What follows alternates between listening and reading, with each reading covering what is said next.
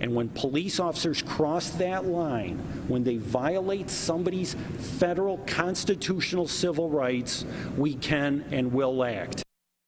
Heated reactions tonight to the sentencing of a former Buffalo police officer who beat a handcuffed suspect. 6 months after a guilty plea, John Cerulli will not serve any jail time for violating a suspect's civil rights in a beating that was caught on a smartphone camera. 7 Eyewitness News reporter Jason Granauer here with the story tonight. Well, Joanna, 1 year probation. That's the punishment for former police officer John Cerulli, handed down in a federal courtroom today. Cerulli himself would not comment after court, but the U.S. attorney and the victim in this case are speaking out.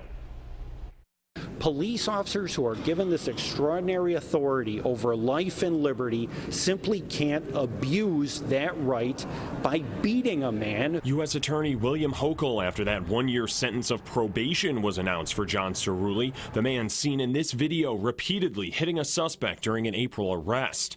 We asked for 2 years. The sentence was probation, and I will just leave it at that. A federal judge not giving Cerulli any jail time, partially because of his involvement with the FBI, training law enforcement how to not violate the civil rights of suspects like he did. We're blessed in this community to have an enlightened special agent in charge of the FBI who came up with a creative way to use John to send an important message to other law enforcement officers both in Buffalo and throughout the region. That night, John Willett was being arrested on drug charges. He has since served his jail time and was released just a week before today's sentencing. I had 2 misdemeanors and he had 2 misdemeanors as well. I don't understand how he got 1 year probation, but again, that's not my job. So Willett and his attorney are now suing John Cerulli, the Buffalo Police Department, and the city of Buffalo. It's to the tune of $3 million.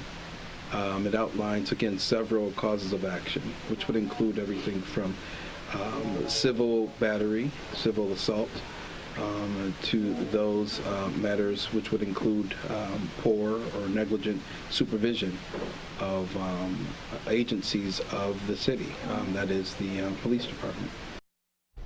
Now, John Willett says he still has some pain from injuries sustained that night, but would not comment on emotional distress. As for Cerulli, he apologized in court to his family, friends, the police department, and the victim. His probation will last now for the next calendar year, and the judge ordered him to continue that training with the FBI. Joanna.